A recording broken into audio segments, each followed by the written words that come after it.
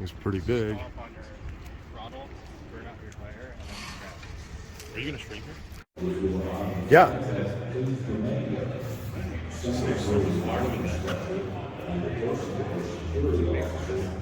Alright, we're just gonna do some video because, yeah, streaming apparently is not gonna be possible here.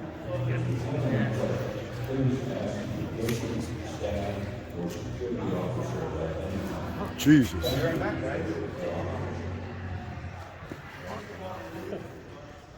This thing is just enormous, man. God. Look at that.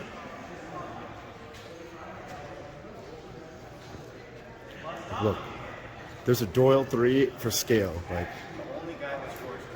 huh? The only dude with shorts. Yeah. What a Chad.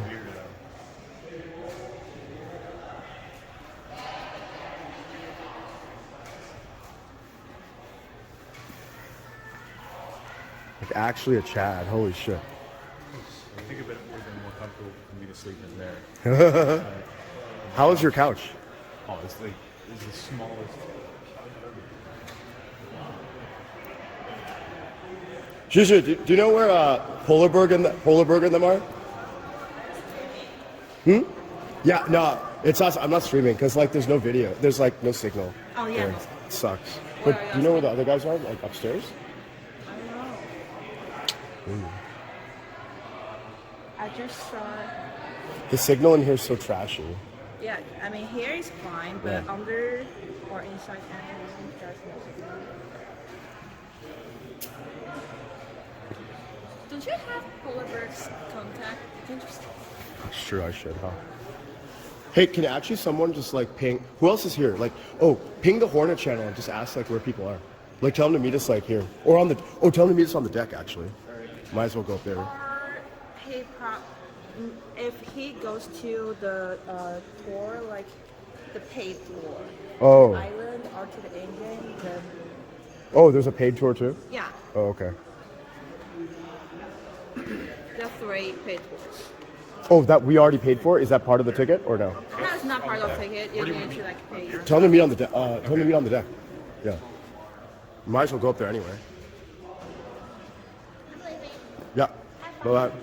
Oh, and 12:15 there is a panel. Ah. Oh, so we were Okay. that way. Oh, cool. Yeah, we're good. You already missed one, okay? You are that late. We're not that. At least you still make it. Oh wait. Is that guy shooting them? Yeah, that's good. Ah.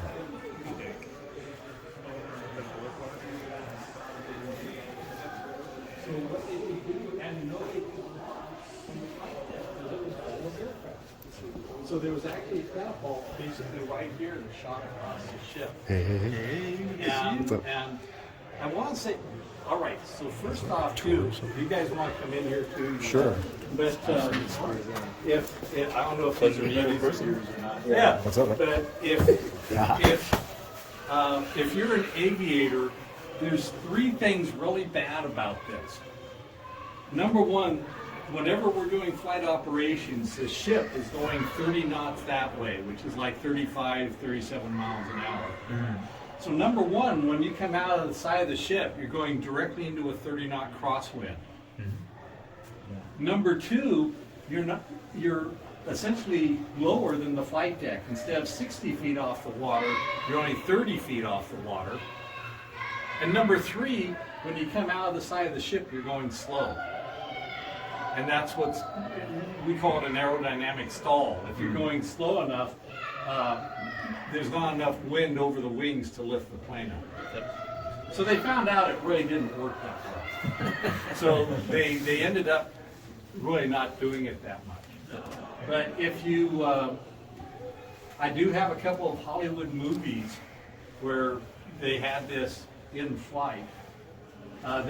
In the movie, well, at least one of the movies I have, they're using the Grumman Avenger that we have back in Hangar Bay 3. Which are you guys meeting back there?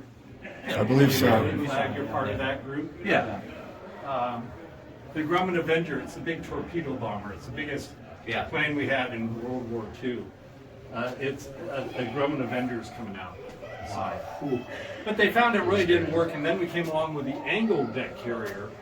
And now with the angled deck carrier, now if you don't do a trap, which is where your hook catches the arresting wire, you're going out over water, because the other planes have already landed.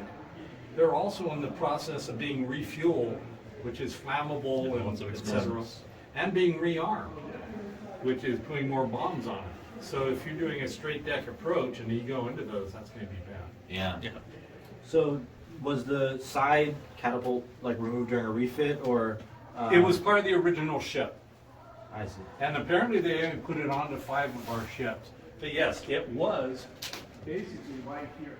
As I say, these are called roll-up curtain doors. Oh, seriously? That a catapult that went off the side? Yeah. Holy shit. And these racks here, they can be rolled off to the sides. So this one can go over there, this one can go over there. So this entire area is open. Same thing on the other side of the ship, and the catapult would launch aircraft across the Was it actually long enough? Like long enough? It seems like it wouldn't be enough length. Come here, see a photo. Really short and really There's a photo dangerous. of a F6F Hellcat right up here. Whoa! Whoa! See, you come here and you learn weird stuff. See, that's why you came here, because there's cool stuff to learn. Surely. That's why you came here. We were taught there aren't a lot of flammables on carriers. That's something that we were. Thought there's not. That's why. I'd say that somebody was. It's a joke. It's a joke. It's a joke. It's a joke. Well, here's another weird thing. Have any of you ever heard of the Flying Tigers before? Vaguely? The Flying Tiger aviators of World War II? Yeah. I hate to say it, the volunteer group in China, I'm also going to say they were mercenaries. They were paid by the Chinese government to fight the Japanese. The United States was trying to stay neutral. We had these aviators, but Claire Chennault would go on to become General Chennault at the time of the colonel. Went over to China and he recruited guys he knew, and also with FDR or Franklin Delano Roosevelt's blessing, because we weren't involved in the war at the time, the American aviators were released to fly for the Flying Tigers. Now, Flying Tigers, they're tigers. Have you ever seen their aircraft? We're taking a video instead because there's no reception. A beautiful single-engine really just aircraft with a big air scoop for the oil cooler underneath the propeller, with a nice big shark's teeth around the oil cooler, because it looked really awesome. Iconic. But they're the Flying Tigers. Why are they shark's teeth? Good question. Are they Navy?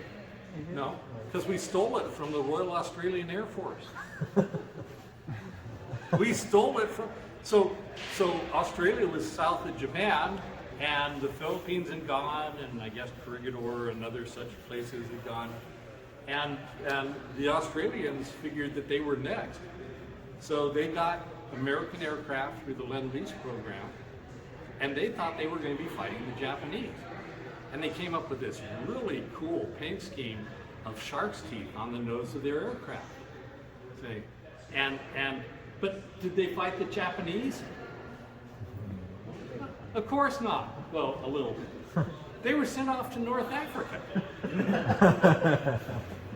But then when they were sent off to North Africa and they're fighting against the Axis powers like the Italians and etc., a photograph of one of their planes made into a magazine. That magazine made it over to China, and Claire Chennault's guys saw it. And one of his guys said, "Sir, this looked cool. Could we put it on our aircraft?" And Claire Chennault said, "No, we're going to do the entire group. Every aircraft, not just your squadron, but the entire group, we're going to do it." Wow. Now, do you know why it's shark's teeth instead of tiger's teeth? Because they were Australians. And they had great white sharks off the coast of Australia. And they knew Japan was an island, and they knew there were sharks in the water. And the moral of the story was, you're going down. And if we don't get you, the sharks in the water will. So that's why the Flying Tigers, who should have pincher teeth like a cat, have shark's teeth. I didn't know that originated from Australia.